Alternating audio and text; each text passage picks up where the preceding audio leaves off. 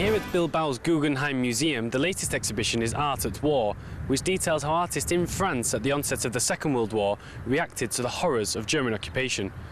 Over 100 artists are on show in the collection that celebrates those individuals who in their own way declared war on war.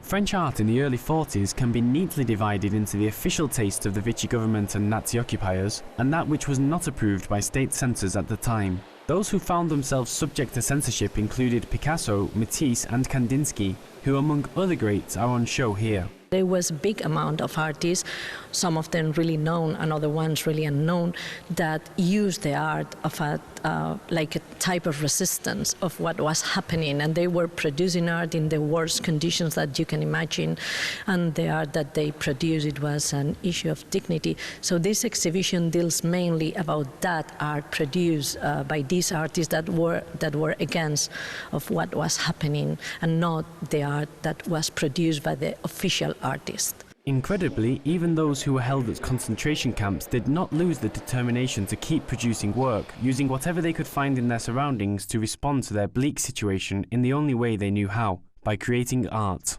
In this gallery, we are in the part of the third type of camps that were in France, that mainly were occupied by Jews, and it was occupied also for people from communists, people that was in jail, and different type of people. At that time, the conditions of the camps were much more terrible from the first camps that were created for the Spanish people that were living the Spain of Franco. In this part of the camps, what we are going to see, a lot of the works that we can see here are like the last like the last testimony of these people in this world, because lots of the artists that are represented here, they finish in camps like Auschwitz. Solomon Guggenheim was a New York art collector and philanthropist of Swiss Jewish descent, and following his death in 1949, the museum which housed his collection was given his name. The Bilbao Museum was built in 1997 under the supervision of the Solomon R. Guggenheim Foundation, and received widespread praise on completion for the work of architect Frank Gehry, himself a son of Polish Jews. To have these pieces that have come from lots of museums from several places of the world, the Jewish Museum in New York, also from the Memorial de la Shoah, also we have also paintings from the Jewish Museum from Amsterdam.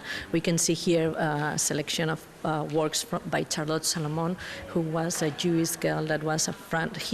She left Germany at the time of the occupation and goes to France with her family. So finally she finished in a French camp, and she died when she was 26 in Auschwitz. They tried to find whatever materials we cannot imagine. They were so creative, trying to find these materials and trying to have things that for us is so normal to get, but at that time we have to think that it was completely difficult to have a canvas, to have oil, to have watercolors, or to find a piece of paper. Also in this gallery we can see a painting by Felix Nussbaum that comes from the Neue Gallery in New York, and he finished also his days in Auschwitz. To achieve something like this is amazing, yeah. Yes, with what they must have had available, you'd have thought they would have just wanted to give up and not bother to do anything. No, incredible.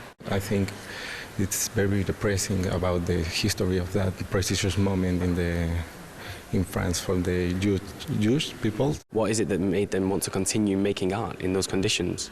Because it's an issue of dignity and resistance.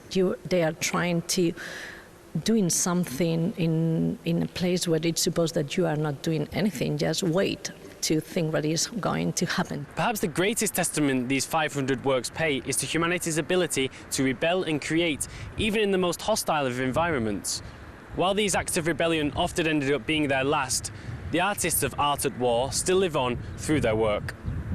This is Paul Walsh for JN1 in Bilbao.